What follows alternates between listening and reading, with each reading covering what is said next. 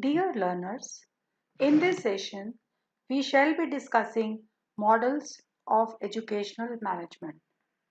This topic is taken from Unit 3 of Block 1 of course MES 041 of program PG Demo. These different models of educational management, they deal with the educational organization as a whole, with all its stakeholders and their interrelationships. Although these models have been developed over a period of time, the contribution of Bush 2003 is worth mentioning, who compiled the works of all such scholars and presented the same in very meticulous manner. Now let us discuss these models in detail. There are 6 models of educational management, and they are: first, formal models; second, collegial models; third, political models; fourth, subjective models; fifth, ambiguity models; and sixth, cultural models. Now let us discuss the key features of all these models in detail. First model is the formal models of educational management. What are the key features of formal models of educational management? First, organizations are treated as systems. A system is made up of various elements which have clear organizational links with each other. For example, different departments and other subunits are systematically related to each other and to the institution itself.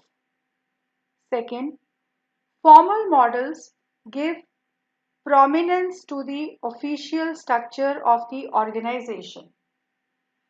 Third, hierarchy exists in the official structure of the organization, which helps leaders to exercise their control over the staff members. For example, in a school, teachers are accountable to their heads or principals. Fourth, in formal models, the managerial decisions are made through a rational process after considering and evaluating all available options for achievement of organizational goals. Fifth, in formal models, there is an emphasis on the accountability of the organization to its sponsoring body. Most schools remain responsible to the school district. In many centralized systems, school principals are accountable to national or state governments. In decentralized systems, principals are answerable to their governing body. In India, education is included in the concurrent list, and policies related to educational system are by and large they are formed by top level officials of Ministry of Human Resource Development and implemented by grassroots level officials, for example, education officers, subject inspectors, etc., and teachers. But at educational institutional level, heads of the institution, they possess complete authority by virtue of their positions as they are appointed on merit, and they also have the competence to issue appropriate instructions to the teachers working with them. Let us move to the second model, collegial models of educational management. Meaning of word Collegial is relating to shared responsibility. In educational context, it means teachers sharing responsibilities with each other. Now let us discuss some main features of collegial models. First, they are strongly normative in orientation. Second, teachers have a right in the wider decision making process. But why is it so? Because shared decisions are likely to be better informed and are also much more likely to be implemented effectively. Third, collegial models assume a common set of values held by members of the organization. How does this help? These common values, they guide the managerial activities of the organization and they also result in shared educational objectives. Fourth point, the size of the decision making group is an important element in collegial management. Why is it so? Because when the organization is small, then only we can hear everyone. The decisions are taken by listening to the perspectives of all members of the organization. In other words, collegial models they work better in elementary schools than at the institutional level in secondary schools. Now, I move to the next point. Collegial models assume that decisions are reached by consensus. We have already discussed that members of the organization they have common set of values. So it is possible to resolve problems by agreement. Let us move to the political models of educational management. These models assume that in organizations, policies and decisions emerge through a process of negotiation and bargaining. Bush compiled key features of political models, which include first, in political models, focus is on group activity, then institution as a whole. Second, they are concerned with interests and interest groups. Third, they stress the prevalence of conflict in organizations. Interest groups pursue their independent objectives, which may not go well with the aims of other subunits within the institution and therefore causing conflict.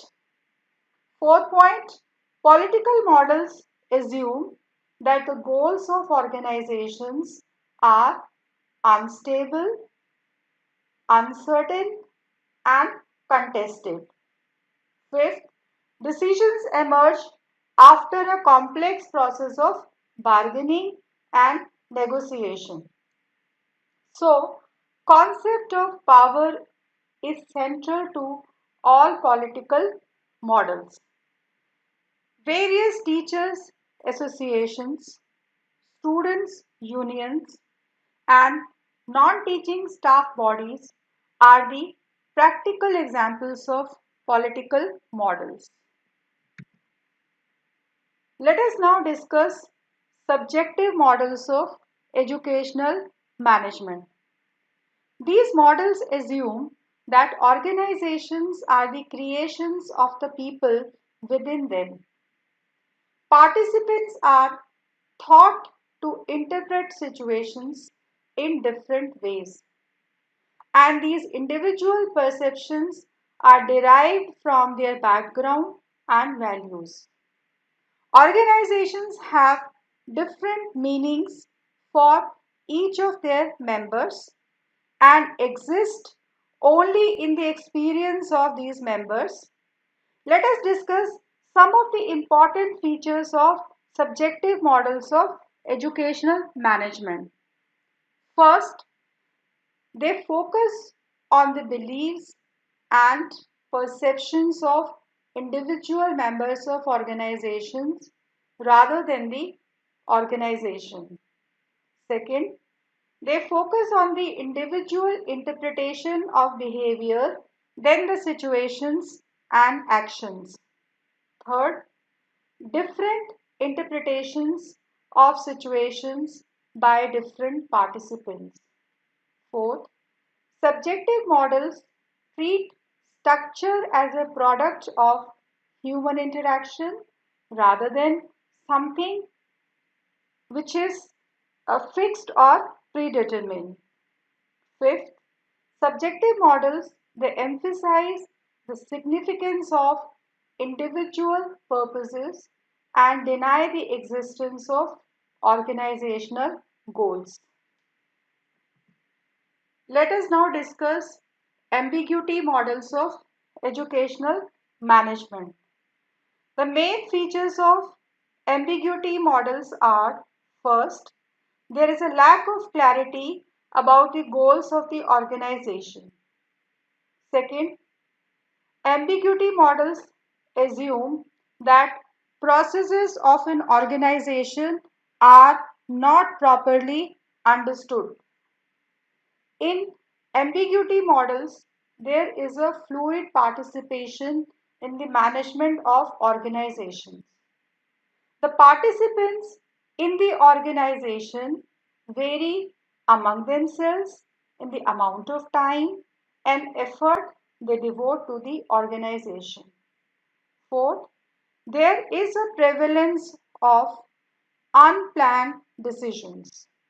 Fifth, ambiguity models stress the advantages of decentralization. Why is it so? Because the organizations they are very complex and unpredictable. Therefore, the responsibility of decision making must be delegated to subunits and individuals. Let us move to the next models of educational management. Next models, we are discussing here the cultural models of educational management. Now, the cultural models of educational management, they emphasize the informal aspect of organizations rather than the official elements. Some of the main features of cultural models of educational management are: first, it focuses on the values and beliefs of members of organizations. Second, the cultural models they focus on the notion of a single or dominant culture in organizations. But this does not necessarily mean that individual values are always in harmony with one another. Third, organizational culture emphasizes the development of shared norms and meanings. Fourth, these group norms sometimes allow the development of a monoculture in a school with meanings shared throughout the staff. Fifth, culture is typically expressed through rituals and ceremonies, which are used to support and celebrate beliefs and norms. Let us now compare the different models of educational management which we have discussed so far.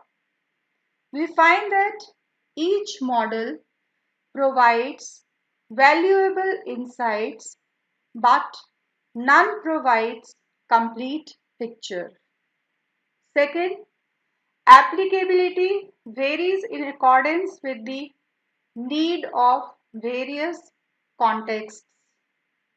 Third, As organizations are very complex, therefore, managing them is a very challenging task. Adaptability of any model depends on the judicious analysis of the situation. The practices implemented in managing institutions are situation and task specific. Dear learners, you can reach me at these two email addresses. Thank you very much for the session.